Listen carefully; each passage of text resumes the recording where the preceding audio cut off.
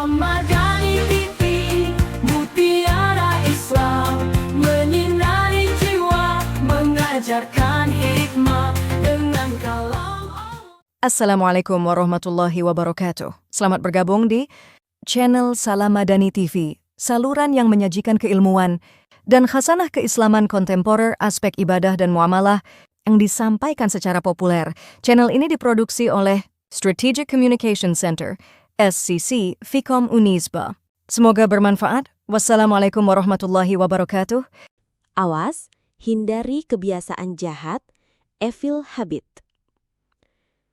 Beberapa hal hadir dalam hidup sebagai tindakan kecil, nyaris tak tampak. Sebuah kebohongan ringan, alasan yang dibungkus untuk menghindari rasa malu, atau sikap mencela yang dibalut canda. Awalnya tampak tak berbahaya, bahkan dianggap wajar. Namun perlahan, hal-hal semacam itu menjelma menjadi pola, lalu mengakar sebagai kebiasaan. Dan ketika kebiasaan itu tumbuh dalam ruang tanpa kesadaran, ia berubah menjadi kebiasaan jahat, evil habit, yang merusak jernihnya hati dan kaburkan cahaya kebenaran. Dalam keseharian, celaan bisa menjadi bumbu obrolan. Kata-kata merendahkan seringkali dibingkai sebagai lelucon. Namun seiring waktu, lisan tak lagi bisa berbicara tanpa menyakiti. Kepekaan tumbuh, hati kehilangan arah. Itulah jalan sunyi evil habit, menyusup dalam kebiasaan kecil, tumbuh dalam ketidaksadaran, lalu mengambil alih kendali diri.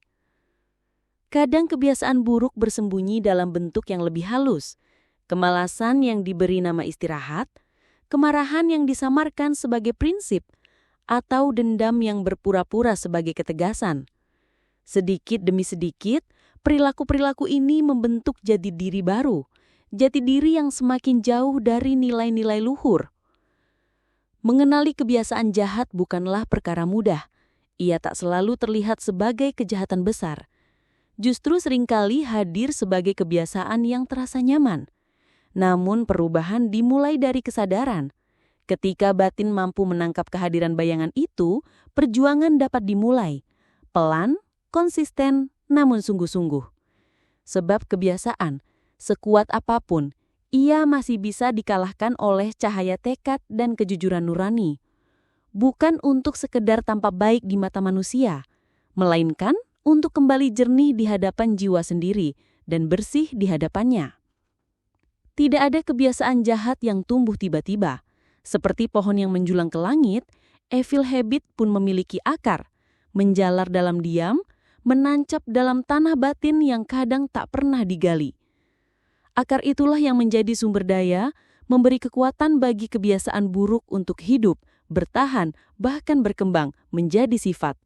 Sebagian akar itu tumbuh dari nafsu yang dibiarkan liar, nafsu yang tak terdidik, seperti kuda tanpa kendali berlari kemanapun kesenangan memanggil.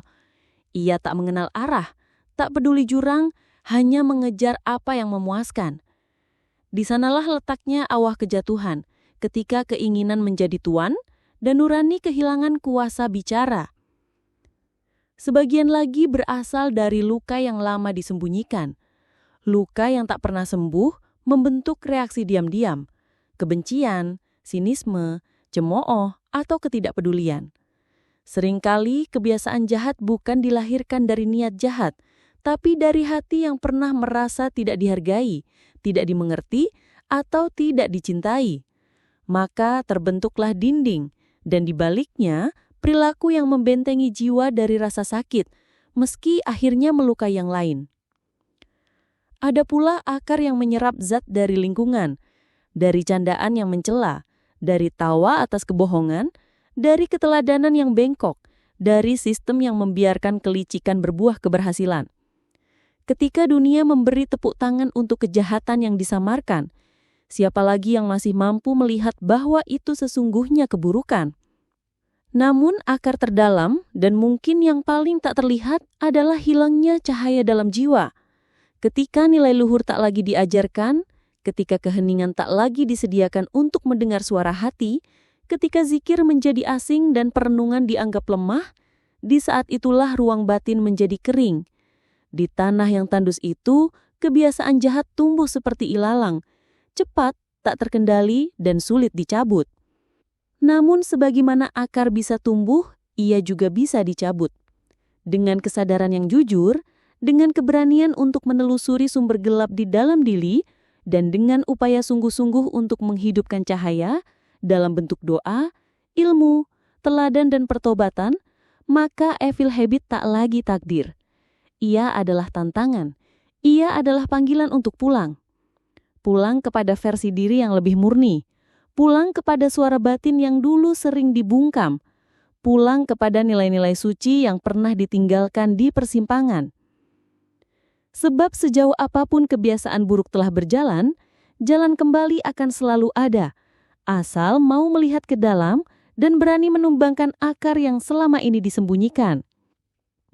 Tidak satu pun kebiasaan jahat tumbuh dalam sekejap. Ia mengendap seperti racun dalam sungai yang tenang. Ia menjalar seperti akar dalam tanah hati yang tak diairi cahaya. Dalam Islam, kebiasaan jahat bukan sekedar perbuatan berulang, melainkan pertanda bahwa jiwa sedang direnggut oleh 3 kekuatan. Nafsu yang liar, bisikan setan, dan kelalaian terhadap Allah. Al-Quran menyebut jenis nafsu yang menjadi asal dari kebiasaan jahat sebagai nafsu amarah bisu, yakni nafsu yang senantiasa menyuruh kepada keburukan. Wa ma ubarri'u nafsi innan nafsa la amaratum bisu'a illa ma rahima rabbi. Inna Rabbi ghafurur rahim. Dan aku tidak membebaskan diriku dari kesalahan, karena sesungguhnya nafsu itu selalu menyuruh kepada kejahatan, kecuali nafsu yang diberi rahmat oleh Tuhanku. Sesungguhnya Tuhanku Maha Pengampun, Maha Penyayang. Quran Surat Yusuf ayat 53. Inilah dorongan batiniah yang mengajak pada kemalasan, keangkuhan, iri hati, dan kerakusan. Jika dibiarkan, nafsu ini melahirkan pola pikir dan perilaku yang mengulang dosa tanpa rasa bersalah, dan dari sanalah kebiasaan jahat mengakar. Setan tidak mengajak secara terang-terangan kepada kejahatan.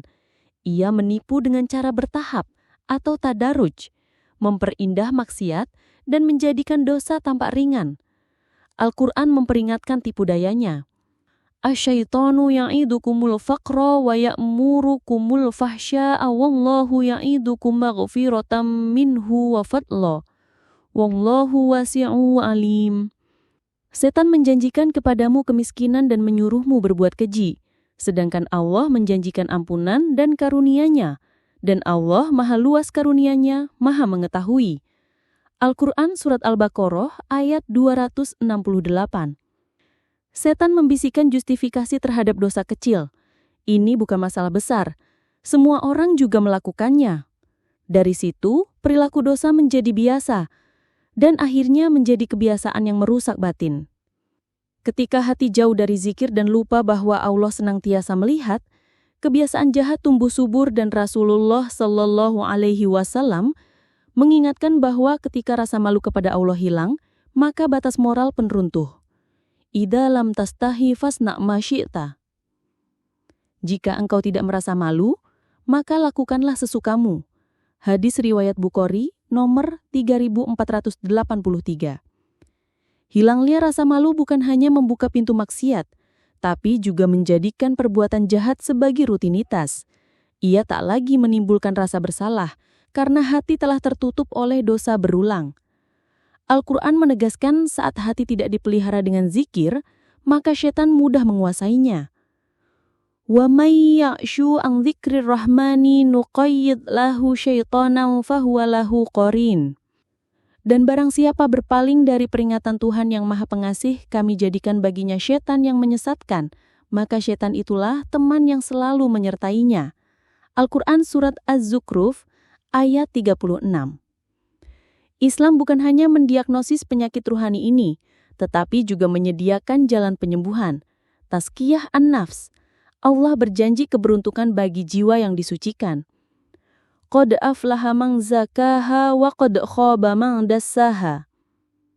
Sungguh beruntung orang yang menyucikan jiwa itu, dan sungguh merugi orang yang mengotorinya. Quran Surat Asy-Syams ayat 9-10. Tazkiyah mencakup muhasabah, introspeksi diri secara jujur setiap hari. Mujahadah, melawan kecenderungan buruk secara konsisten. Taubah nasuha, taubat suci yang dibarengi perubahan. Sohbah solihah, menjalin pergaulan dengan orang-orang yang baik. Zikir dan tadabbur Quran, menghidupkan hati yang mulai beku. Kebiasaan jahat adalah kabut tebal yang menghalangi cahaya fitrah. Islam mengajarkan bahwa tiada jiwa yang bebas dari potensi keburukan, tapi tiada pula yang terkunci dari kemungkinan kembali. Setiap kebiasaan buruk dapat dicabut dengan keteguhan hati dan pertolongan Allah. Kunci utamanya adalah kesadaran dan kemauan untuk kembali kepada Allah. Karena sejalup apapun jalan telah ditempuh dalam kegelapan, cahaya selalu menunggu di sisi yang lain, bagi siapa saja yang mencarinya dengan jujur, berani, dan penuh harap. Jika episode ini memberikan inspirasi, tekan subscribe, like, share, dan komen agar Anda mendapatkan materi terbaru lagi. Wassalamualaikum warahmatullahi wabarakatuh.